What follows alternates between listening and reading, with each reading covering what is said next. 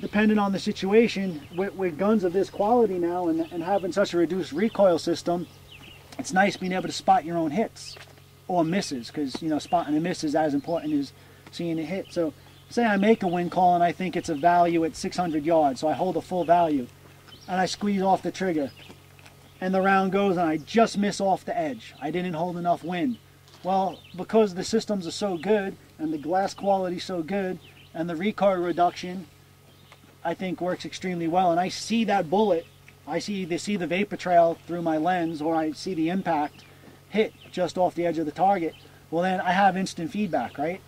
So my next shot should hit. That's why in these matches we don't get 2 shots per target, we get 1. You got to make the first one count. And they say somewhere between those 2 spots there's 6 targets. You have 5 minutes to find the targets, range the targets with your rangefinder, and you take 1 shot per target. You either score a hit or you score a miss. So it's unknown distances, time restraints, not the best shooting positions. And people are like, well, how do you know, how to dial what? The science of long-range shooting, we pretty much have dialed.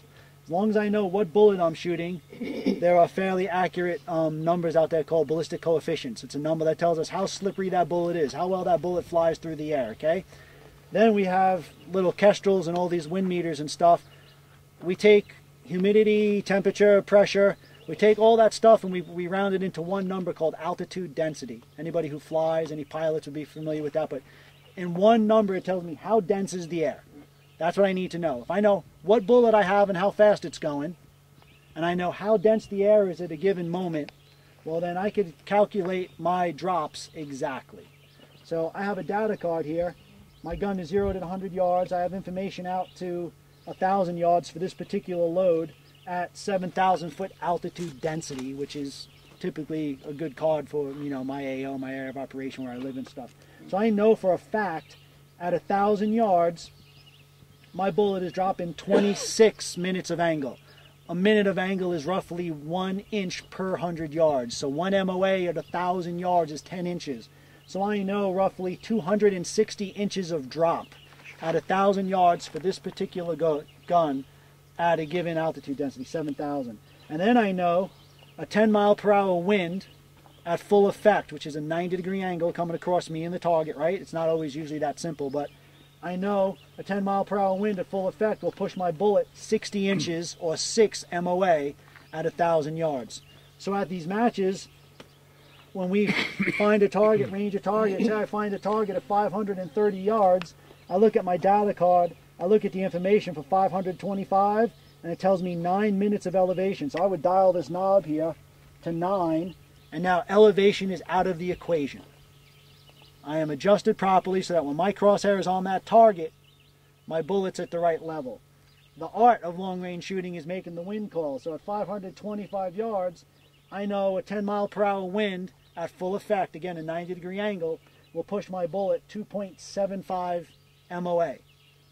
I have lines, for everybody who shot this, notice every line in this reticle going vertically is a, horizontally, is a 1 MOA.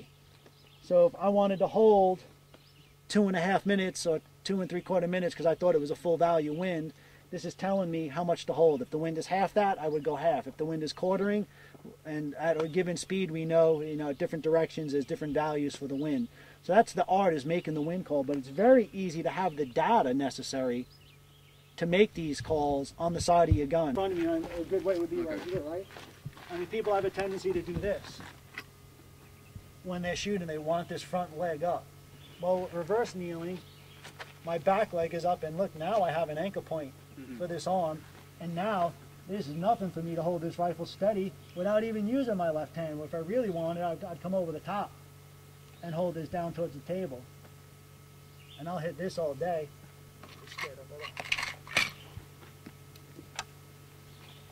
It's just so much steadier. But reverse kneeling requires a rest of some sort, even an improvised one. Yeah. Okay. Definitely need something to put the front of the gun on.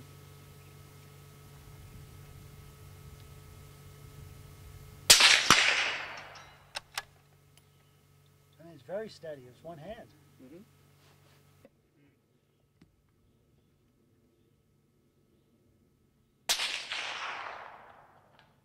Oh. Yeah. This can was designed for a company called Saber Defense. Saber Defense is a current military contractor, or was a current military contractor. Apparently they ran into some ATF troubles lately. But they were making guns for the Corps. Very special here, being a 7.5 inch. Most suppressor manufacturers want their suppressors on 14-inch barrels or longer. But the whole short barrel game, you know, short suppressed ARs, they're handy. Some people say, oh, the bullet's too small and AR's this. I tell you what, I can send a 77 grain SMK at a little over 2,000 feet per second out of this thing, and from point blank to 300 yards, I could put a whole bunch of rounds in your chest in a hurry.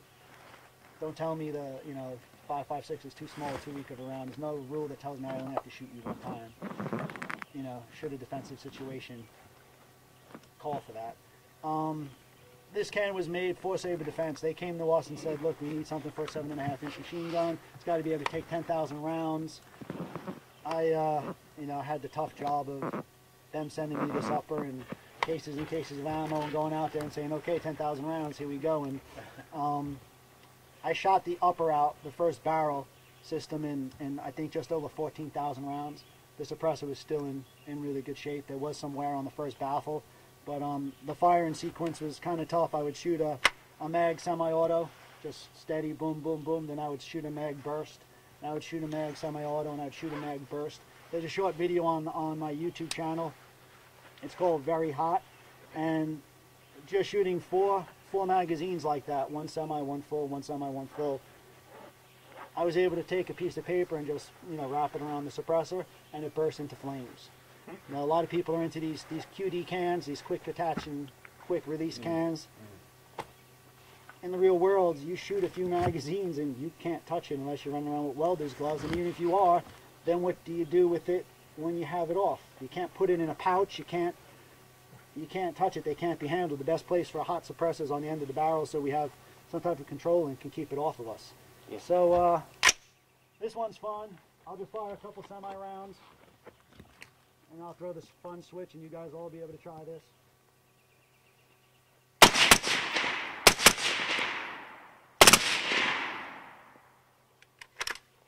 That's pretty impressive. It works pretty good. We got a good stovepipe.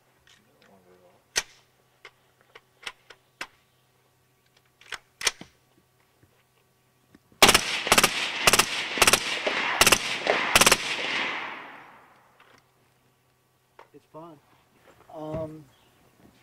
Big thing in the suppressor industry, a lot of these quick mounts, a lot of these mounts that fit over brakes, will have adverse effects on accuracy not being as repeatable, meaning once you zero with the suppressor on and you take it off and you put the suppressor back on, they weren't going to quite the same point of impact all the time. The SOCOM guys really want stuff that goes over a brake, especially since they're looking for a 338 Lapua sniper rifle right now. So their attitude is that the suppressor is not on. Should the operator have to fire the weapon without the suppressor on for whatever reason, they want a brake there to help reduce that recoil and everything. So we came up with this system that we found to be extremely repeatable and extremely accurate. I don't call it a QD system like some of the other mounts out there where you put it on and it attaches in half a turn. But we made a brake. In 338 Lapua Magnum, our brake would be 2 chambers. It's a little longer than this. Now 338 cans are bigger. The idea was we could take a 338 can and it would screw onto the 30 caliber can, so I could use a larger caliber suppressor on a smaller caliber weapon, but I couldn't take the 30 caliber can and put it on a 338 suppressor because the brake for the 338 suppressor being, you know, 2 chambers instead of 1, I would hit. So this can weighs in right at about 16 ounces, 100% titanium. This is a 308? This is a 308. And this is super accurate, super repeatable. But ultimate suppression level, it's not the top priority. Usually for suppressors, it's the accuracy, the repeatability, the durability. Repeatability is huge. Here's a 308 sub. Wow. And that's simply because, no, but this is simply because the bullet is not breaking the sound barrier. Yeah, right. So that noise we're hearing, we can get rid of the concussion. But, you know, the fact that the bullet's supersonic, you could see what a big difference now, right? On what's getting reflected back at us. So imagine something like this, right? In an environment where, you know, there's some background noise and stuff going on, and I think you could get away shooting something like that. And you know, the subs are usually pretty effective out to 200-300 yards. What's the difference in foot pounds between the subsonic? Oh, quite a bit, because they're going so slow. Right. But what's the job of the sub? Right. I mean, are we taking out a sentry at 100 yards? Who cares? Right. You know, I shoot you in the face with that thing, and dead is dead. Right. See the dot. You can see it on the dark background. Hard to see it on, you can't see it on white. I can't.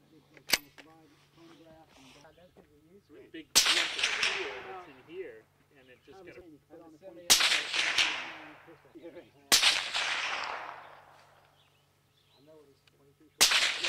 Can they make a 308?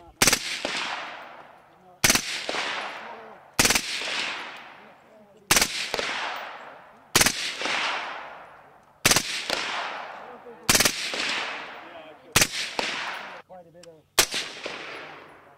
That stuff we shoot is heavy. That's pretty cool, about 22 mag, 400. Yeah, that's great.